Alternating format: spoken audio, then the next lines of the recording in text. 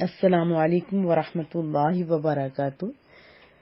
آج انشاءاللہ تعالی سورۃ المائدہ آیت 90 سے ابتدا کریں گے۔ اعوذ باللہ من الشیطان الرجیم، بسم اللہ الرحمن الرحیم۔ یا ایہا الذین آمنوا، اے ایمان والو، انما الخمر، انما اس کے سوا کچھ نہیں ہے کہ خا میم را خمر، کسی چیز کو چھپانا اصل میں کہتے ہیں۔ اسی طرح خمار ہر اس چیز کو کہا جاتا ہے جس سے کوئی چیز چھپائی جائے، مگر عرف میں خمار کا لفظ صرف عورت کی اوڑھنی جو دوپٹہ ہوتا ہے اس پر بولا جاتا ہے، جس کے ساتھ سر چھپاتے ہیں نا، اوڑھنی دوپٹہ وغیرہ، اس کی جمع خمر آتی ہے۔ اور سورہ نور بھی ہے، وَلْيَضْرِبْنَ بِخُمُرِهِنَّ عَلَى جُيُوبِهِنَّ، اور اپنے سینوں پر اوڑھنیاں ڈالے رہا کرو۔ اور عرف میں آپ جانتے ہیں خمر کس کو کہتے ہیں، کیونکہ اس کا معنی شراب بھی ہے اور نشہ بھی، کیونکہ وہ عقل کو ڈھانپ لیتی ہے نا شراب۔ بعض لوگوں کے نزدیک ہر نشہ آور چیز جو ہوتی ہے اس کو خمر کہا جاتا ہے، اور بعض کے نزدیک صرف اس چیز کو خمر کہتے ہیں جو انگور یا کھجور سے بنائی جاتی ہے۔ بہرحال جو نشہ ہوتا ہے جو دماغ کو ڈھانپ لیتا ہے اس کو کہتے ہیں شراب اور خمر، ٹھیک ہے۔ یا ایھا الذین آمنوا انما الخمر، اے ایمان والو، یہ جو شراب ہے، والمیسر، یا سین را، اس کا روٹ ورڈ ہے۔ یسر کے معنی ہوتا ہے آسانی اور سہولت، اور عسر اس کی ضد ہے۔ ان مع العسر یسرا، سورہ الم نشرح میں ہم نے پڑھا تھا، سورہ بقرہ میں بھی ہم نے پیچھے پڑھا تھا، یرید اللہ بکم اليسر ولا یرید بکم العسر، اللہ تمہارے حق میں آسانی چاہتا ہے اور سختی نہیں چاہتا۔ اور میسر جوئے کو کہتے ہیں، جوا یا جوا کھیلنا، یسرن سے جوئے میں آسانی سے مال ہاتھ آ جاتا ہے نا۔ ویسے ہوتا تو یہ مال حرام کا ہے، آسانی سے بغیر محنت کے آ جاتا ہے، اور جو بغیر محنت کے آئے تو پھر اس کا استعمال کیسے کرتے ہیں یہ بھی آپ جانتے ہیں۔ ہار جائے تب بھی ضلالت اور جیت جائے تب بھی درست نہیں۔ والانصاب، نون صاد با اس کا روٹ ورڈ ہے، اور نصب الشیء کے معنی ہوتے کسی چیز کو کھڑا کرنا یا گاڑ دینا، جیسے نیزے کے گاڑنے اور عمارت یا پتھر کو کھڑا کرنے پر نصب کا لفظ بولا جاتا ہے، اور نصیب اس پتھر کو کہتے ہیں جو کسی مقام پر بطور نشان کے گاڑ دیا جاتا ہے، اور اس کی جمع نصائب آتا ہے۔ وما ذبح علی النصب، اور وہ جانور جو تھان پر ذبح کیا جائے، اور جمع کیا ہے؟ انصاب۔ والانصاب والازلام سورۃ المائدہ میں پڑھا تھا ہم نے۔ والانصاب اور بت، اس کے اور بھی بہت ساری جگہوں پہ استعمال ہوتا ہے، جیسے نصب کے معنی مشقت کے بھی آئے ہیں، لقد لقین من سفر ھذا نصبا، اس سفر سے ہم کو بہت تھکان حاصل ہو گئی۔ اور نصب اور ناصب کے معنی تھک جانے یا کسی کام میں سخت محنت کرنے کے بھی آیا ہے۔ سورۃ الغاشیہ میں عاملۃ ناصبہ، سخت محنت کرنے والے، تھکے ماندے۔ فَإِذَا فَرَغْتَ فَانصَبْ، سورہ انشراح میں جب فارغ ہو جایا کرو تو عبادت میں محنت کیا کرو۔ اور نصب کے معنی معین حصہ کی بھی آتے ہیں۔ سورۃ النساء میں ام لہم نصیب من الملک، کیا ان کے پاس بادشاہی کا کچھ حصہ ہے؟ قرآن کریم میں بہت ساری جگہوں پہ یہ استعمال ہوا ہے۔ اور نصب ایک قسم کا راگ بھی اس کو بھی کہا جاتا ہے، والازلام، اور جوئے کے تیت، یہ سب کیا چیزیں ہیں؟ رجسن، رجس کہتے ہیں ناپاک کو۔ را جیم سین اس کا روٹ ورڈ ہے، پلید، ناکام۔ ارجاس اس کا جمع ہے، من سے عمل شیطان شیطان کے عمل سے ہے، شیطان کی کارستانیوں میں سے ہے، شیطان کے کاموں میں سے ہے۔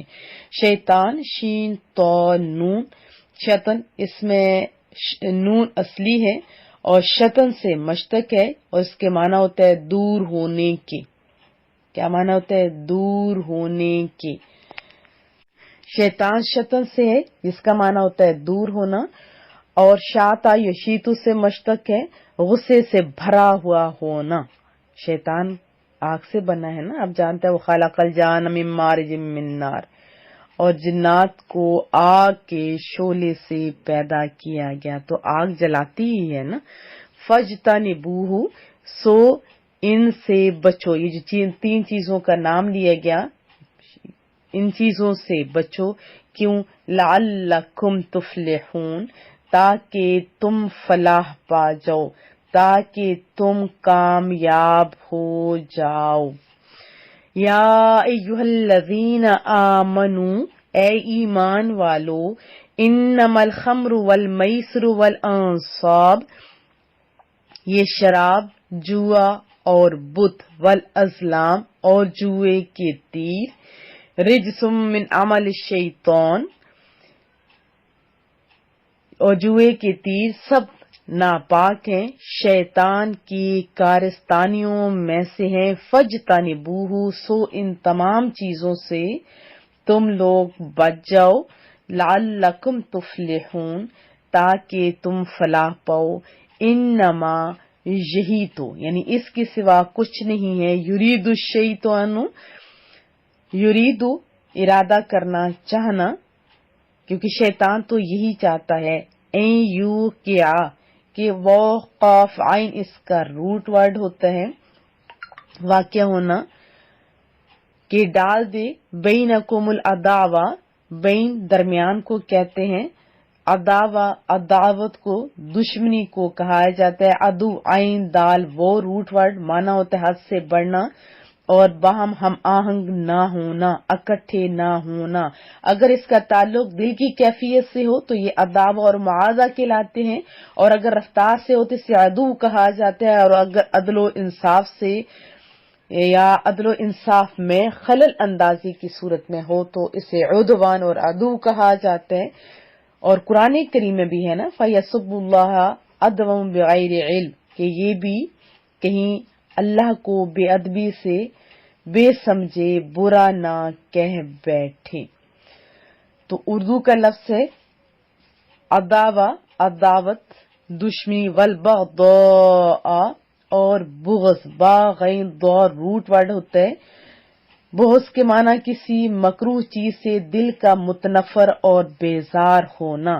اس کے اپوزٹ، اس کی جو ضد ہے وہ ہے حب، حب کی ضد ہے بغضاء، اور حب کہتے ہیں پسندیدہ چیز کو جسے دل پسند کرتا ہو، جس سے دل کو انسیت ہو، جو ہمیں اچھی لگتی ہو، جو ہمیں پسند ہو۔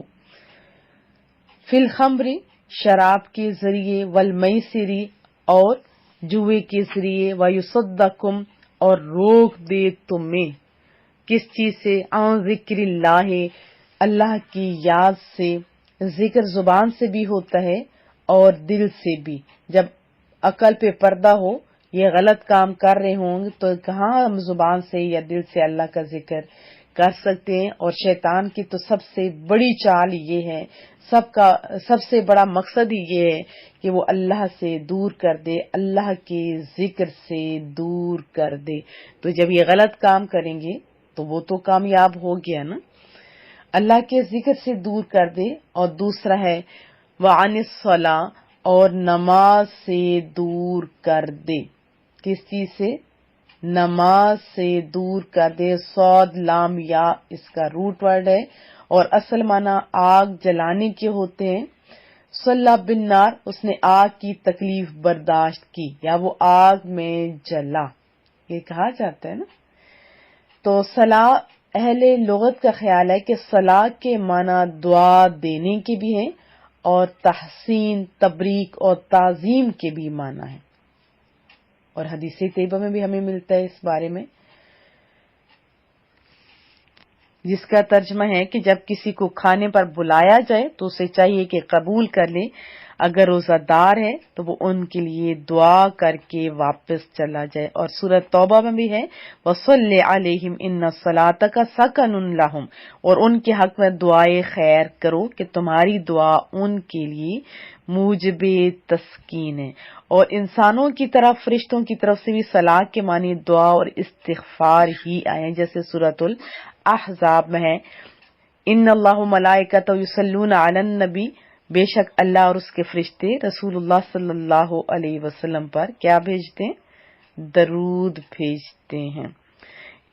اور صلاح شریعت میں نماز کو بھی کہا جاتا ہے، جیسے سورۃ النساء میں ہم نے پڑھا تھا ان الصلاۃ کانت علی المؤمنین کتابا، بے شک نماز مومن جو مومن ہیں، اہل ایمان ہیں، ان پر مقررہ اوقات میں ہی فرض ہے۔ فہل تو کیا تم منتہون باز آنے والے ہو، انما یرید الشیطان ان یوقع بینکم العداوۃ والبغضاء،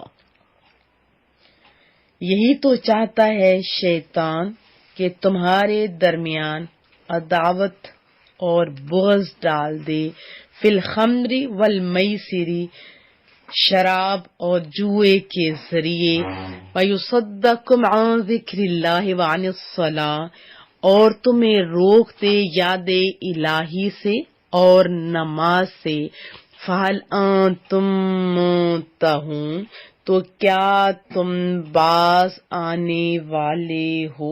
کیا خوبصورت انداز ہے قرآن کریم کا۔ وضاحت جان لیتے ہیں۔ اس آیت مبارکہ میں 4 چیزوں کے نجاست اور خباثت اور ان کا شیطانی کام ہونے کے بارے میں بتایا گیا۔ نمبر 1 شراب، نمبر 2 جوا، نمبر 3 انصاب یعنی بت، اور چوتھی چیز تھی ازلام یعنی پانسے ڈالنا۔ شراب آپ جانتے ہیں یہ بہت ہی گندی چیز ہے اور حرام ہے، اس کی وجہ سے سارے گناہ آپ یوں سمجھتے ہیں پیدا ہو سکتے ہیں۔ اگر اس کو معاصی یعنی گناہوں اور بے حیائیوں کی اصل کہا جائے تو بھی درست ہے۔ حضرت معاذ رضی اللہ تعالیٰ عنہ سے مروی ہے رسول اللہ صلی اللہ علیہ وسلم نے فرمایا شراب ہرگز نہ پیو کہ یہ ہر بدکاری کی اصل ہے، مسند امام احمد۔ اور اس کے بارے میں وعیدات بھی آئی ہیں۔ حضرت انس بن مالک رضی اللہ تعالیٰ عنہ فرماتے ہیں رسول اللہ صلی اللہ علیہ وسلم نے شراب کے بارے میں 10 شخصوں پر لعنت کی۔ کتنے پر؟ 10 پہ۔ نمبر 1 شراب بنانے والے پر، شراب بنوانے والے پر، شراب پینے والے پر، شراب اٹھانے والے پر، جس کے پاس شراب یعنی اٹھا کر لائی گئی اس پر، شراب پلانے والے پر، شراب بیچنے والے پر، شراب کی قیمت کھانے والے پر، شراب خریدنے والے پر، جس کے لیے شراب خریدی گئی اس پر۔ کتنی وضاحت کے ساتھ بتایا بحوالہ ترمذی شریف۔ اللہ سب کو بچا لے۔ حضرت ابو مالک اشعری رضی اللہ تعالیٰ عنہ سے مروی ہے رسول اللہ صلی اللہ علیہ وسلم نے فرمایا میری امت کے کچھ لوگ شراب پیئیں گے اور اس کا نام بدل کر کچھ اور رکھیں گے، ان کے سروں پر باجے بجائے جائیں گے اور گانے والیاں گائیں گی، اللہ تعالیٰ انہیں زمین میں دھنسا دے گا اور ان میں سے کچھ لوگوں کو بندر اور سور بنا دے گا، بحوالہ ابن ماجہ۔ پھر حضرت ابو امامہ رضی اللہ تعالیٰ عنہ سے مروی ہے رسول اللہ کا فرمان، رب کریم فرماتا ہے قسم ہے میری عزت کی، میرا جو بندہ شراب کی ایک گھونٹ بھی پیے گا میں اس کو اتنی ہی پی پلاؤں گا، اور جو میرے بندے میرے خوف سے اسے چھوڑ دیں گے میں اس کو حوض قدس سے پلاؤں گا، مسند امام احمد۔ تو دیکھیں مختلف انداز میں شراب کو برا بھلا کہا گیا، بہت ساری وجوہات ہیں۔ ایک تو شراب کو دیکھیں جوئے کے ساتھ ملا کر پھر بتوں کے ساتھ، پھر شراب کو ناپاک شیطانی کام قرار دیا گیا، بچنے کا حکم دیا گیا، کامیابی کا مدار اس پر بچنے پر رکھا گیا، شراب کو عداوت اور بغض کا سبب بتایا گیا، شراب کو ذکر اللہ اور نماز سے روکنے والی چیز بتایا گیا، اور بار بار اس سے باز رہنے کی تاکید کی گئی۔ یہاں ہم شراب نوشی کے چند جو نتائج دنیا میں نظر آ رہے ہیں تاکہ مسلمان اس سے عبرت بھی پکڑیں اور بچیں بھی۔ جو مسلمان شراب نوشی میں مبتلا ہیں وہ اپنے اس برے عمل سے تاکہ باز آ جائے۔ دیکھیں، شراب نوشی کی وجہ سے کروڑوں افراد مختلف مہلک اور خطرناک امراض کا شکار ہو رہے ہیں، یہ سب جانتے ہیں۔ لاکھوں افراد شراب نوشی کی وجہ سے ہلاک بھی ہو رہے ہیں، ظاہر ہوش ہی نہیں ان کا رہتا۔ تو سڑک پہ حادثات زیادہ تر شراب پینے کے سبب ہوتے ہیں، ان کو ہوش نہیں ہوتا، تیز گاڑیاں چلاتے ہیں اور ایکسیڈنٹ ہوتے ہیں، خود تو مرتے ہی مرتے ہیں، بہت سارے لوگوں کو مارنے کا سبب بھی بن جاتے ہیں۔ پھر ہزاروں افراد شرابیوں کے ہاتھوں بے قصور قتل و غارت گری کا شکار بھی بن رہے ہیں۔ لاکھوں عورتیں شرابی شوہروں کے ظلم و ستم کا شکار بنتی ہیں۔ بہت ساری لوگ جو عورتیں ہیں مجھے میسیجز کرتے ہیں اور وہ کتنی اذیت کی زندگی بسر کر رہے ہیں، یہ ان عورتوں سے پوچھے۔ لاکھوں عورتیں شرابی مردوں کی طرف سے غلط حملوں، جنسی حملوں کا شکار بھی ہو رہی ہیں۔ والدین کی شراب نوشی کی وجہ سے زندگی کی توانائیوں سے عاری اور مختلف امراض میں مبتلا بچے پیدا ہو رہے ہیں۔ لاکھوں بچے شرابی والدین کی وجہ سے والدین کے ہوتے ہوئے یتیمی اور اسیری کی زندگی بسر کرنے پر مجبور ہیں۔ شرابی شخص کے گھر والے اور اس کے اہل و عیال اس شخص کی ہمدردی اور پیار اور محبت سے محروم ہو رہے ہیں۔ اور ان نقصانات کے علاوہ شراب کے اقتصادی نقصانات بھی بہت زیادہ ہیں، مالی نقصانات بھی بہت زیادہ ہیں۔ اگر شراب کی خرید و فروخت اور امپورٹ ایکسپورٹ سے حاصل ہونے والی جتنی رقم ہے اور ان کے اخراجات کا موازنہ کیا جائے جو شراب کے برے اثرات کی روک تھام پر ہوتے ہیں تو سب پر پتہ چل جائے گا، واضح ہو جائے گا کہ شراب سے حاصل ہونے والی جو آمدنی ہے ان اخراجات کے مقابلے میں کچھ بھی نہیں ہے جو اس کے برے نتائج کو دور کرنے پر ہو رہے ہیں۔ مثال کے طور پر شراب نوشی کی وجہ سے ہونے والی نفسیاتی دیگر بیماریوں کے علاج، نشے کی حالت میں ڈرائیونگ سے ہونے والے حادثات، پولیس کی گرفتاریاں اور زحمتیں، شرابیوں کی اولاد کے لیے پرورش گاہیں، ہسپتال، شراب سے متعلقہ جرائم کے لیے عدالتوں کی مصروفیات، شرابیوں کے لیے قید خانے، ان پر بھی تو اخراجات ہو رہے ہیں نا۔ تو کیا ان کی آمدنی زیادہ ہے؟ اس کے علاوہ بھی بہت سارے نقصانات ہیں اور جن کا موازنہ مال و دولت سے کیا ہی نہیں جا سکتا، جیسے پاک نسلوں کی تباہی، سستی، بے راہ روی، ثقافت اور تمدن کی پسماندگی، احساسات کی موت، اسے مر گئی نا ان لوگوں کی، گھروں کی تباہی، آرزوؤں کی بربادی اور صاحبان فکر افراد کی دماغی صلاحیتوں کا نقصان۔ بڑے بڑے سیانے لوگ جب یہ غلط کام کرتے ہیں تو پھر کیا ہوتا ہے، بوجھ ہے نا معاشرے پر، اور ان کا ازالہ پیسوں سے ممکن ہے۔ تو رب کریم مسلمانوں کو عقل سلیم اور ہدایت عطا فرمائے اور شراب نوشی کی آفت بد سے نجات بھی عطا فرمائے۔ پھر اس کے بعد جوئے کے دیکھیں اس کا بھی تذکرہ آیا، مذمت جو سمجھے کہ کی گئی ہے۔ جوئے کے ایک کھیل کے بارے میں حضرت بریدہ رضی اللہ تعالیٰ عنہ سے روایت ہے، رسول اللہ کا فرمان ہے، جس نے ند شیر یعنی جوئے کا ایک کھیل کھیلا تو گویا اس نے اپنا ہاتھ خنزیر کے گوشت اور خون میں ڈبو دیا، بحوالہ مسلم۔ اور حضرت ابو عبداللہ حتمی رضی اللہ تعالیٰ عنہ سے روایت ہے، رسول اللہ کا فرمان صلی اللہ علیہ وآلہ وسلم کہ جو شخص جوا کھیلتا ہے پھر نماز پڑھنے اٹھتا ہے اس کی مثال اس شخص کی طرح ہے جو پیپ اور سور کے خون سے وضو کر کے نماز پڑھنے کھڑا ہوتا ہے، بحوالہ مسند امام احمد۔ دین اسلام نے اپنے ماننے والوں کو ہر عمل اور اس گندی عادت سے روکا ہے جس سے ان کا مالی اور جسمانی نقصان وابستہ ہو، اور وہ انہیں اللہ کے ذکر سے غافل کر دے۔